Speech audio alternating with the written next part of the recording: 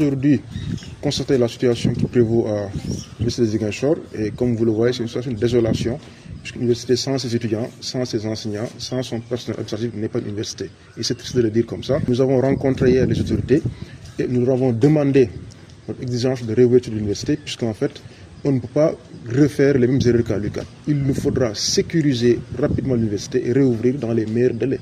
Et donc nous condamnons, comme nous l'avons déjà fait encore une fois de plus, la violence envers les enseignants, le personnel. Il faudrait que ceux qui ont été auteurs de ces violences-là soient sanctionnés comme le prévoient les conseils de discipline.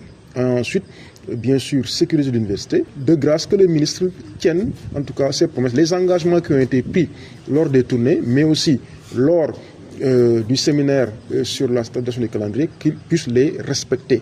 Un homme, une parole. Et donc nous attendons à ce que le ministre, au lieu d'avoir plusieurs paroles partout en communication à tout va, qu'il daigne vraiment respecter ses engagements pour le bien de tout le monde. Donc je pense que le SAES est un syndicat responsable, déterminé pour que ces questions-là soient résolues de façon définitive. La question des chantiers pour Ziguinchor, c'est indigne. Si vous regardez ces bâtiments-là, qui sont en construction depuis 10 ans bientôt et qui ne sont pas livrés, il faut les auditer comme l'a demandé le président. Nous sommes favorables à l'audit des chantiers, mais aussi à la livraison dans les meilleurs délais pour que nous puissions rattraper ce qui reste l'année académique 2023-24.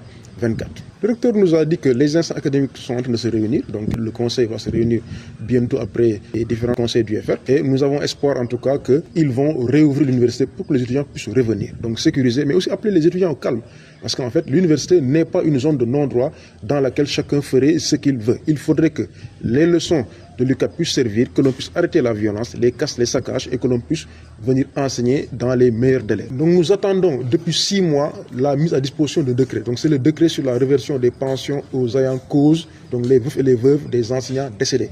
Ce décret-là a été signé et perdu, dit-on dans le conseil des ministres, mais depuis lors nous attendons qu'il soit réintroduit. Je pense que le SAES a tout dit pour ce décret, mais malheureusement toutes les promesses n'ont pas été tenues, et dans les jours qui viennent en tout cas, le SAES sera obligé de sortir pour réclamer ce décret qui est une question de dignité.